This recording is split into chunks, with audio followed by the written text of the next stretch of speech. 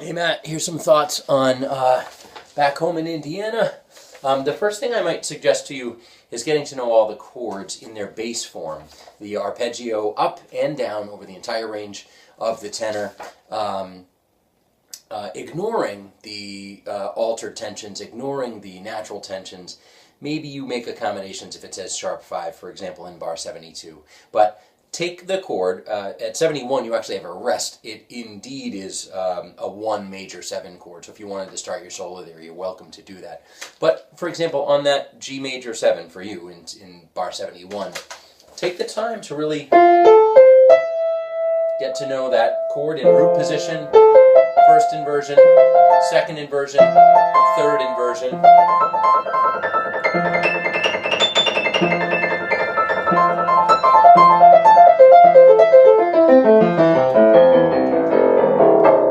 Over the entire range of the instrument. So those notes for you, G, B, D, and F sharp, will be just under your fingers in any register, in any order.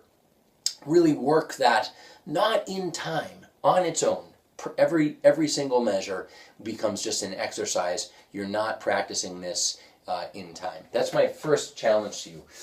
My second challenge to you is to take that same notion, but play it in time, and voice lead as you go from chord to chord. So for example, your first chord in bar 71 is a G major 7. You might play this in quarter notes. Your next chord is E7 with a sharp 5. But if that's the last tone, I'm going to voice lead. And then the next chord is your A13 sharp 11. Again, I'm going to voice lead. And I might put the E minor 7 in parentheses there. It's just a passing chord. I wouldn't worry about it. 73 and 74 are all the same chord. So here's a brief example. There are many, many, many ways to do it and many options, whether you include the tensions or whether you include just the chord tones. I'll try to play an example for you right now where I'm just using the chord tones and I'm voice leading so that my line has a melodic feel to it, has a horizontal feel to it, instead of just a vertical feel. In quarter notes. Let me see here. Here we go. 1, 2, 3, 4.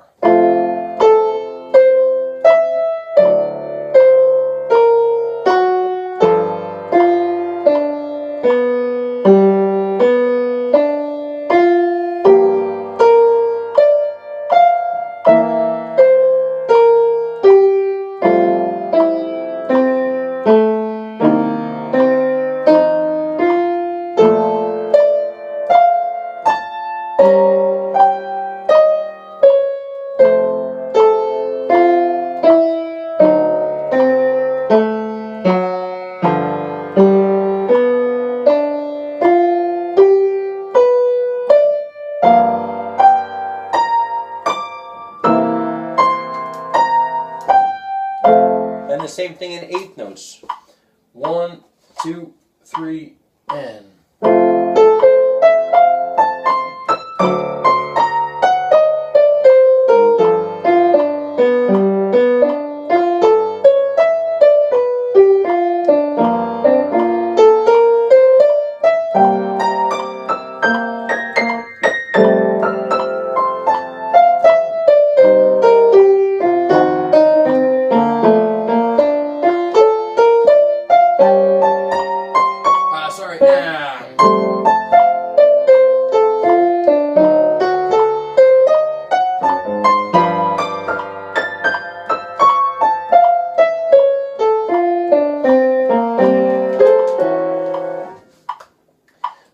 And of course you could play it in triplets, you could play it in 16th notes, but it's an excellent exercise where you're using arpeggio approach, and I was mixing and matching chord tones and tensions towards the end. It was tapping into those tensions that are right there in the music that are available to you, the sharp 11s, the sharp 9s, the flat 9s, whatever.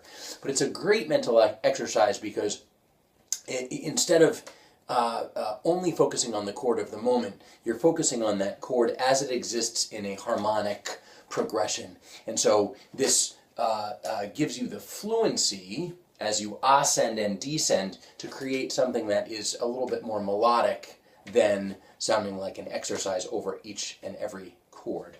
So that's my first point, chords arpeggio approach. I'm going to do a second video for you that deals with scales and guide tones.